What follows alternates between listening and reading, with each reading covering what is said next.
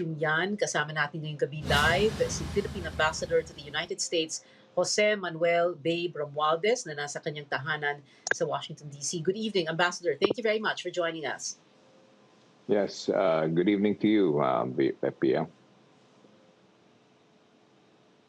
Yes, Ambassador, let's begin with this. Are we still going to abrogate the VFA eventually, but not right now, which is why we are putting the brakes on the termination first, not in the middle of this pandemic, not in the middle of this pandemic. So we will abrogate it eventually, pero hindi pa ngayon.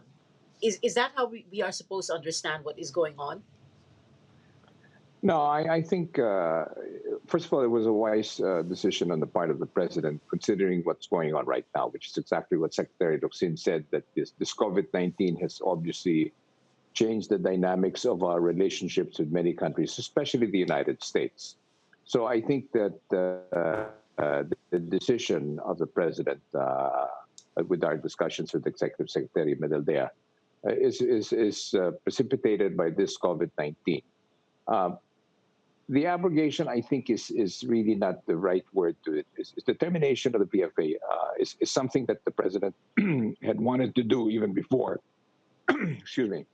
But it was obviously precipitated by the sovereignty issues. But all of that, I think, has been that message has been loudly heard loud and clear here in Washington, D.C. Now, this 6-month All right. So, Ambassador, extension. Yes, the 6-month extension is basically just for give us time to be able to see where we want to go with the VFA. The president has also made it very clear that he has never had any intention of abrogating the bigger treaty that we have with the United States, which is the MDT, which was signed in 1951. And the VFA is just is basically like the mechanism to be able to continue that relationship. all right. So we are not going to be terminating the VFA, at least not anytime soon. So there is still that possibility in the future. It depends on on how we see things in a few months, or are we saying that we are not going to terminate it at all, and we are really setting this aside permanently? I think the diplomatic note is very clear. We're suspending the termination, and that suspension is very well in the hands of the president. So the decision to continue with it, or to suspend it permanently, or to terminate it, is obviously with the president's decision. So we will have to leave it at that. Right now, we all know that here in Washington, D.C., it was very much received. Everybody's very happy to see that this suspension has been taken place.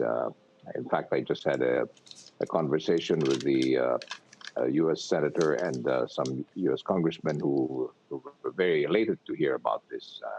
And then this Friday, I'm also having a meeting at the White House with the National Security Advisor, Ms. Allison Hooker.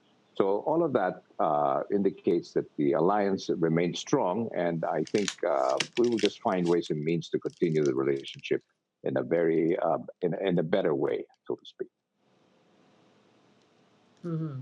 Okay, so Ambassador Romualdez, in other words, this is a confirmation. Well, this is where Secretary Locsin got this statement. Earlier, he was saying this action alarms no countries in Asia and the rest of the world. On the contrary, it greatly reassures everyone. So the way you say it, with the reaction there in DC, very positive. So tuwan-tuwa yung mga tao dyan, in other words, for this, right? But at the same time, Secretary, Yes, I'm sorry, yes, Ambassador absolutely. Romualdez, I just wanted to make it very clear. So okay. So in other words, hindi pa tayo nakakasigurado kung tuloy pa rin yung VFA in a few months' time. It will all depend on what the president wants in the end. Well, we just have to assume that the president's decision is based on what he feels is the best decision for the country. And at this time, this is what's best. It's just to suspend the termination. So we'll just have to leave it at that. Yeah. But one thing for sure is, let me just point out, Pia, that the effect of that, of course, is extremely very good and very high, especially with U.S. business. There have been reports that there are many U.S. businesses that are pulling out of China for many reasons. Of course, this COVID-19 is one of the main reasons why. And there's always been an apprehension, especially after the Visiting Forces Agreement was terminated or the notice was given, that some of these businesses were a little bit apprehensive on whether to consider the Philippines or not. Right now, they're looking at the Philippines once again. In fact, again, just yesterday, I received several calls from some of our business friends here in Washington, D.C., inquiring how true this is and how do we see it, or how do we proceed with this. And so that's a positive, another positive effect of this suspension. So we're hopeful that we will find a way to be able to continue this relationship with the VFA.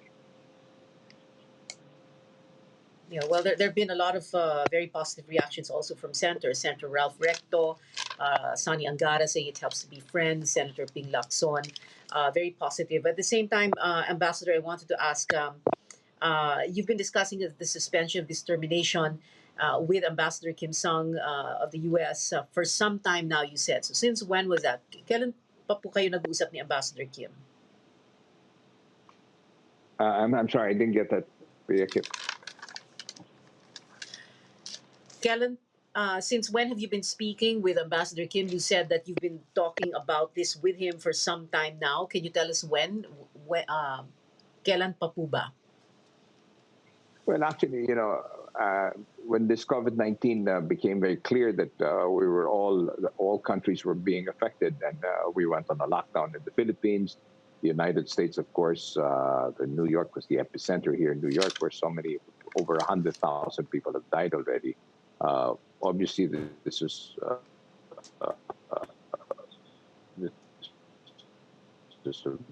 very big, and so they were inquiring here on what's going to happen to the VFA, because if we are in fact terminating it, August 9 was the deadline.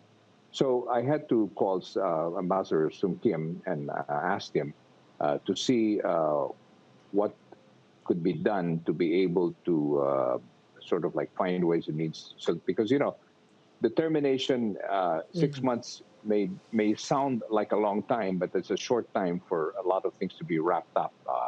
The Balikatan equipment from the United States that have to be transferred to other areas and so forth and so on. That's what precipitated the inquiry, whether we can possibly extend this instead of terminating it, just simply suspend it. Okay. Well, very briefly na lang po, Ambassador Romualdez, as a final question, total, nasa linya na po kayo. Meron po kayong mga reminders sa mga Pinoy na nandyan sa Amerika tungkol sa mga protests that are going on, right? Right, Ambassador? Yes. Well, we've told our citizens, Filipino Americans also, that they should, of course, exercise a lot of caution. But I think that here in Washington, D.C., President Trump has called in the military, and they've been able to really make the protests a little more peaceful. There are a lot of what they call the infiltrators, and many countries have that, and the United States is not an exception. So it became quite dangerous in many parts of the United States because of these infiltrators that were creating a lot of trouble. But I think generally the United States has the firepower to be able to quell any of this type of protest that would turn into violence. And but there is a strong feeling that this is a case of human rights violation made by police officers here, and I've never seen anything like this, actually, to tell you honestly, Pia, because like in Washington, we had about 1,000 military troops that were stationed in many parts of the city. We had helicopters flying almost the whole night, just being able to identify and drones, I understand, and everything like that. It's just like it was like a military operation, but I think it's more for the security, which I think is a good decision made by President Trump. Ambassador Babe Romualdez, maraming salamat po sa inyo. Thank you for granting us this interview.